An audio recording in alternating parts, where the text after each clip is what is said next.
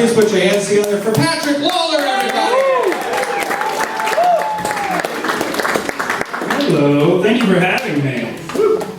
I'm not one of those makes good decisions kind of people. For instance, I rent a storage unit for my Legos. That's right, it's a 5x5, it's floor to ceiling. I pay $110 a month.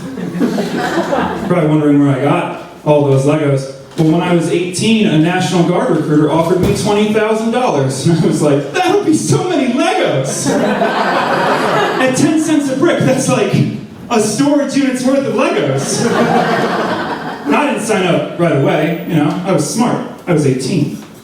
I had some questions. I said, will I have to go to war? And he said, no. And then I did. Like, right after. He was like, sign there, sign there, initial there, get on that bus. And then that bus drove straight to Afghanistan. It was such a long trip. I can tell you some stories about Afghanistan. Anyway, when I got back,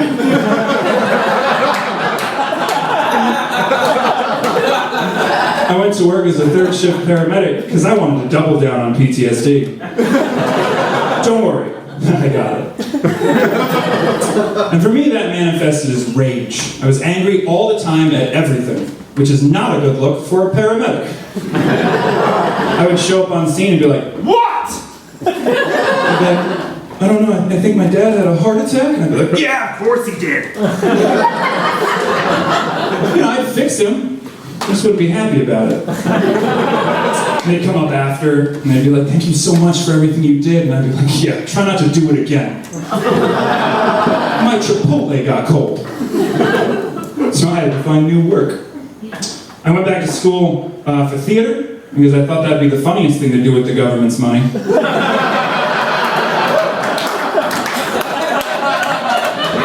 Thank you for paying your taxes.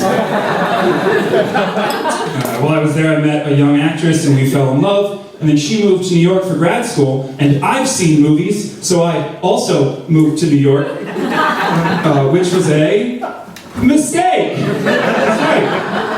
If I thought living in the woods of Coventry, Connecticut was triggering, I've never been to Flatbush in Brooklyn, where everyone's so friendly and kind and nobody shoots off guns in the middle of the night. So I got here, I got even angrier, and she got away. It's sad. I had this, this moment where I realized, I was either going to have to come to terms with the fact that I was going to be angry forever, or I would have to grow as a human being. And I didn't like either of those options. So I did a bunch of drugs. Don't worry, they worked. I did mushrooms because I saw a Facebook article that said they cured PTSD. And in the study, there were doctors involved, but I was a paramedic. So I took a bunch of shrooms, and they worked. I'm not angry anymore. I do, however, now cry openly in public. Which is a bit of a change. I don't know, I think that's probably higher up on the grief scale. I don't know. And this all came to a head recently. I was like, I'm sad, I'm thinking about this girl and I didn't want to, so I was like, I'm gonna go see a movie. And that'll make, I'll feel better. So I picked the Lego Movie 2. You guys know how I feel about Legos. But I couldn't get regular seats. I had to go to the 4D experience, which is the worst thing in the world. It's these amusement park chairs that move you all around while you're watching the movie, and they spray water at you and air and stuff. It's just too much. So I'm sitting there in the seats, and I realized very quickly that the main character of the movie has the same name as my ex.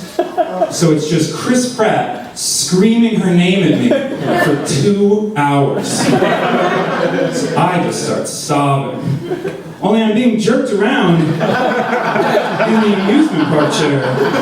So my tears are flicking onto the laughing children that are seated all around me. Only they can't even tell, because there's so much water spraying everywhere, so I'm still somehow alone in my grief. And I'm looking up at these 80-foot plastic toys that are finding love that I can't have. It's alright, fine, fair enough. God, you've done it. This is worse than the war.